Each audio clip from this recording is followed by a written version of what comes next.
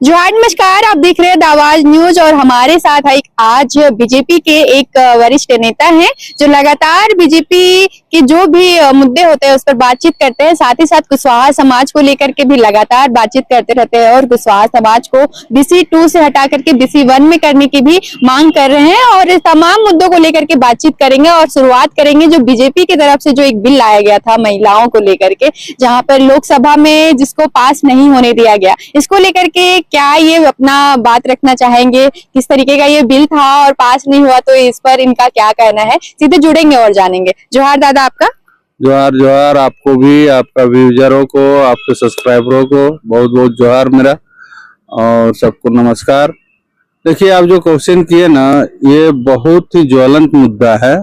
इस मुद्दे पे विपक्ष को गौर करना चाहिए था, क्योंकि हमारे देश में महिलाएं जो है ना, जितना इनको हम लोग आगे बढ़ाएंगे उतना ही हमारे समाज, हमारे घर और आने वाले जनरेशन को फायदा पहुंचेगा। एक महिला अगर पढ़ जाती है, मान लीजिए, तो उसका 7 पीढ़ी है सो पढ़ जाता है। उसी तरह से अगर एक महिला जनप्रतिनिधि बन जाती तो समझिए कि एक लोकसभा में महिलाओं को कितना आगे बढ़ने का मौका मिलता।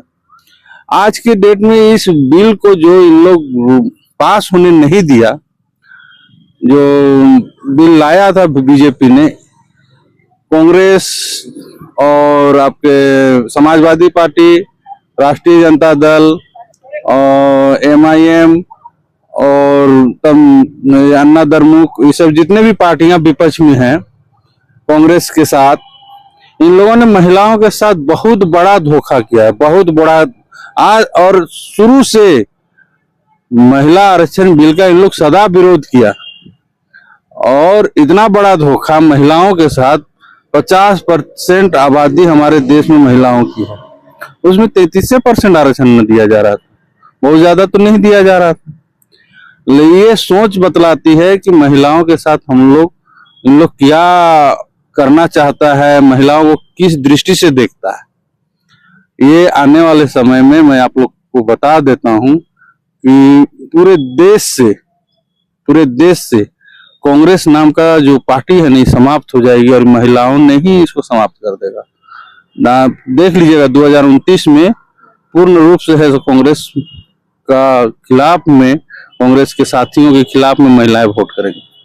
लोग तो ये बोल रहे हैं कि धीरे धीरे बीजेपी का बोलबाला कम होते जा रहा है। सोशल मीडिया पे भी आप देखिए कि बीजेपी के अगेंस्ट में काफी सारे मुहिम छेड़े जा रहे हैं। अब बीजेपी की बात करें, बीजेपी काफी महिलाओं को लेकर के सोचती है। अभी जो बिल आई थी, आपने कहा कि महिलाओं को लेकर के लाया गया था, लेकिन सवाल तो ये उठाया जा रहा है दादा कि बीजेपी कभी भी महिलाओं की हितैषी नहीं रही थी। अगर रहती तो मणिपुर की घटना पे बात करते, अगर होती तो इतने ज्यादा रेप केसेस नहीं होते हर एक दिन। और जो बीजेपी में लगातार ऐसे कहा सुनने में आता है कि बीजेपी के नेता ने महिलाओं के साथ कुछ गलत किया। कई ऐसे वीडियो जो आते रहते हैं सोशल मीडिया पे, जहां पे ये बताया जाता है कि बीजेपी में कोई भी महिला सेफ नहीं है। और अगर बीजेपी महिलाओं के लिए इतना चिंतित है, तो कोई भी बड़े पद पे बीजेपी में महिला क्यों नहीं दिखती है? कोई बड़े जगह पे, बड़े पद पे महिला की जगह नहीं है, तो फिर महिला हितैषी कैसी हुई बीजेपी?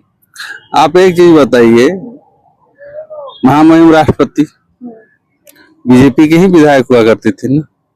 राष्ट्रपति से बड़ा पद होता है क्या महिलाओं का? चाहे किसी का भी, कौन है? बीजेपी के ही कार्यकर्ता जो महामहिम राष्ट्रपति हैं।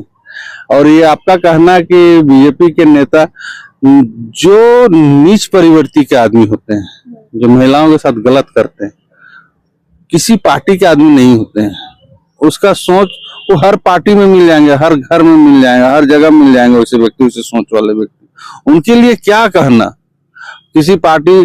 अरे भैया, अगर बीजेपी में है तो कांग्रेस में नहीं है क्या? JMM में नहीं है क्या? आपका क्या बोलते हैं, सपा में नहीं है क्या? सब में है। सब जगह महिलाओं का शोषण होता है, नहीं होता है सो मत। लेकिन महिलाओं का कम शोषण हो कह के, महिलाओं की संख्या अगर ज्यादा लोकसभा में होगी, राज्यसभा में होगी, क्या महिलाओं की संख्या ज्यादा हो जाएगी तो हम जो है मर्द जो है वहां पर शोषण कर पाएंगे? नहीं कर पाएंगे। कहीं भी जिसका अगर मेजोरिटी संख्या बढ़ जाता है तो उस व्यक्ति का शोषण नहीं हो पाता है। तो उसी तरह से भाजपा माननीय प्रधानमंत्री जी जो सोचते हैं कि किसी ना किसी तरह से महिलाओं की संख्या हर जगह ज्यादा हो, बढ़े, तो इन लोगों का शोषण कम होगा। और ये रेप बलात्कार, आप बताइए, रेप बलात्कार में ज्यादातर हिंदुओं के नाम आते हैं कि मुसलमान के नाम आते नाम जिसके भी आते हो पर अभी तो गवर्नमेंट तो हमारे हैं? देश में तो बीजेपी की है, तो वो सब चीजों पे फिर रोक क्यों नहीं लाती? स्टेट गवर्नमेंट का भी उसमें बीजेपी का क्या, यहाँ पर पुलिस प्रशासन बीजेपी के हाथ में है झारखंड में? नहीं है। पुलिस प्रशासन क्या आपका बंगाल में है? बंगाल में भी नहीं है। सबसे ज्यादा रेप की घटना मणिपुर में है। मणिपुर में है। मणिपुर का जो कहानी है वो अलग है। मणिपुर की कहानी आज से नहीं, वो सदियों से चल आ रहा है। मैती और हुत्ती की लड़ाई जो है ना, मैती और कुकी हुत्ती जो भी है, लोग की लड़ाई जो है ना, ये हम लोग से परे की चीज है। मणिपुर जाइए, वहां समझिए, तब आपको लगेगा कि ये कहानी क्या है। वहां पर आदिवासी और क्रिश्चियन का ये लड़ाई है। कन्वर्टेड क्रिश्चियन जो है वो आदिवासी अपने आप को बनाना चाहता है। और एक ये हाई कोर्ट या सुप्रीम कोर्ट का आदेश के अनुसार उन लोगों को एसटी का दर्जा दे दिया गया, उसके चलते इतना बड़ा भड़का। ये बहुत पुराना लड़ाई है, बहुत पुराना। ये धीरे धीरे धीरे धीरे धीरे सरकार इसमें काम कर रही है और इसमें निश्चित है आने वाले समय में ये शांत हो जाएगी। और मणिपुर को ज्यादा मुद्दा बना के जो चल रही है कांग्रेस और विपक्ष, तो उसी का देन है, किसी और का देन तो है नहीं। मणिपुर का अगर चाहती सरकार तो मणिपुर कब का उसका मैटर को खत्म कर दिया जाता। उसमें गृह मंत्री जी हमारे काम कर रहे हैं और अच्छा काम करेंगे, और देखना आने वाले समय में मणिपुर शांत हो जाएगी। इतने मुद्दों पे बातचीत होता है, लेकिन मणिपुर के मुद्दे पे कभी भी हमारे माननीय प्रधानमंत्री जी कुछ बात नहीं करते, गृह मंत्री जी बात नहीं करते। वहां पे महिलाओं को नंगे घुमाया गया सड़कों पे। क्या ये सब चीजें गलत नहीं है? क्या इसके बारे में प्रधानमंत्री मोदी जी को ट्वीट नहीं करना चाहिए? देखिए, वहां का हमने आपको कहा कि वहां का जो मुद्दा है बहुत पुराना है, और उसमें कोई भी बड़ा नेता अगर बोलेगा तो और ज्यादा आग लगेगा। नहीं बोलना ही उस आग को, उस धधकती आग को शांत किया जा सकता है। उसमें कोई भी अगर कुछ बोल देता है तो निश्चित है कि जो आग लगा है उसमें आप पेट्रोल डालने का काम करेंगे, इसलिए नहीं बोलना ही सही। आप बताएं कि हमारे मोदी जी के समय में ही, बीजेपी के समय में ही हमारी एक महिला राष्ट्रपति द्रौपदी मुर्मू जी को इतना बड़ा पद दिया गया, पर जो एक आदिवासी महिला जो कि राष्ट्रपति के पद पर है, उसी देश में आदिवासी पूरा इतना ज्यादा प्रोटेस्ट कर रहे हैं। आप अभी उड़ीसा की घटना देख रहे होंगे, मध्य प्रदेश की घटना देख रहे होंगे, छत्तीसगढ़ में हसदेव जंगल की बात कर ले, झारखंड की घटना देख लीजिए। मतलब तमाम जगहों पे आदिवासी शोषित, वंचित है, उनके जल, जंगल, जमीन पर खतरा है, उनके जंगलों को काटा जा रहा है, उजाड़ा जा रहा है, कई जंगलों को उजाड़ दिया गया। तो ये कैसे आदिवासी मतलब आदिवासी हितैषी सरकार हुई? या ये बोल सकते हैं कि आदिवासी जिस देश में राष्ट्रपति हैं वहीं पे आदिवासियों के साथ इतना घटना घट रहा है और बीजेपी तमाम चीजों को मतलब करवा रही है, बीजेपी का ही नाम आ रहा है। इतने भयानक प्रोटेस्ट हो रहे हैं लेकिन कोई सुनने वाला नहीं है। किसान भी प्रोटेस्ट कर रहे हैं। तो कैसे आप बोल सकते हैं कि बीजेपी जो है वो बहुत अच्छी है, पब्लिक के लिए काफी हितैषी है, महिलाओं के लिए हितैषी है, आदिवासियों के लिए हितैषी है, महिलाओं के लिए, मतलब आप तमाम मुद्दों को लेकर बोल रहे हैं कि बीजेपी बहुत अच्छी है और बाकी सरकारें जो है वो इतनी अच्छी नहीं है? देखिए, आपको बता दे रहे हैं, बीजेपी अगर गलत होती तो स्टेट बाय स्टेट जीत नहीं सकती, जरूर हारती। लेकिन बीजेपी जहां चुनाव हो रहा है वहीं जीत रही है। और अभी आने वाले समय में आपको पश्चिम बंगाल, आसाम का चुनाव हुआ, देखिएगा यहाँ पे बीजेपी जीतेगी।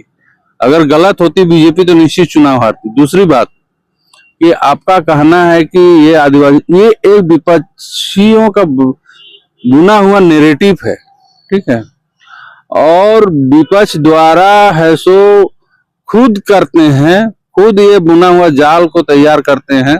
आप देखिए झारखंड में जो इतना बड़ा आंदोलन हुआ एसटी और उर्मी के लेकर, क्या वो बीजेपी का आंदोलन था? ना बीजेपी ने करवाया था। झारखंड सरकार उसको चाहती तो रोक नहीं सकती थी क्या? नहीं रोकी। तो उसी प्रकार विपक्ष जो है बीजेपी के खिलाफ, बीजेपी का बढ़ता हुआ कद को देखते हुए हर स्टेट को जीत रहा है, उसको देखते हुए बीजेपी एक नैरेटिव सेट की हुई है, विपक्ष एक नैरेटिव सेट किया हुआ है और बीजेपी को बदनाम कर रहा है। तो आपका मतलब है कि जंगलों को नहीं उजाड़ा जा रहा है? नहीं, कहीं कोई कुछ नहीं किया जा रहा है। ठीक है, ये एक नैरेटिव है, एक भ्रम जाल है, जाल फैलाया जा रहा है। आपका जैसे बड़का गांव हुआ, चाहे सारंडा हुआ, ये सब जो बातें होती है, ये हाईकोर्ट के आदेश, सुप्रीम कोर्ट और हाईकोर्ट के आदेश से हो रही है। आप कोई सरकार के आदेश से नहीं हो रही है। सरकार नहीं बोल रही है जाके सुप्रीम कोर्ट के कि आप आदेश दे दो। ठीक है, सारंडा में जो भी हो रहा है वो सुप्रीम कोर्ट के आदेश से हो रहा है। आपका वहां पर सब कुछ जंगली जानवर से लेकर आदिवासियों को संरक्षण के लिए वो सब किया जा रहा है ना। जंगली जानवर कैसे संरक्षित रहेंगे अगर पेड़ को ही काट दिया जाएगा, जंगलों को उजाड़ दिया जाएगा? पेड़ वहां नहीं कट रहा है, पेड़ वहां कट रहा था, उसको रोकने के लिए किया गया, लेकिन विपक्ष उसको ऐसे उल्टा तरह से किया गया। तो ये सारा विपक्ष का नैरेटिव है? नैरेटिव एकदम पूरी तरह से विपक्ष का फैलाया हुआ नैरेटिव है। और विपक्ष कुछ नहीं हो पाता है तो लास्ट में वही सब करता है। ठीक है, और रेप की घटना, आप छोटी बच्ची हो बड़ी बच्ची हो, ये टोटल एक पार्टी के जो समर्थक हैं उन्हीं का काम है। मुस्लिम छोड़ के दूसरा तीसरा आदमी का नाम ही नहीं आता है। दूसरा आदमी का नाम, दूसरा जाति का नाम ही नहीं आता, दूसरा धर्म वाले लोग का नाम ही नहीं आता है। छोटी बच्ची 3 महीना का बच्ची हो, चाहे 3 साल की बच्ची हो, चाहे आप 30 साल की बच्ची हो, चाहे आपका 60 साल की महिलाओं के साथ जो भी कांड हो रहा है मुस्लिम व्यक्तियों के ही द्वारा किया जाता है। पर हमारे राज्य के जो स्वास्थ्य मंत्री इरफान अंसारी जी, उनका कहना है कि जो इस तरीके के लोग होते हैं उनका कोई धर्म नहीं होता है। उनका कहना है कि इन तरह के जो लोग होते हैं उनका कोई धर्म नहीं होता है, तो वो बचने के लिए कुछ भी तो कह सकते हैं ना। अभी अगर कोई हिंदू लड़का किए हुए रहता, चाहे किसी हिंदू का नाम आता, तो ये चीज बोलते क्या? कभी नहीं बोलते। और इरफान अंसारी को हम है सो ये लाइटली नहीं लेते हैं। वो देश का पप्पू राहुल गांधी, झारखंड का पप्पू इरफान अंसारी।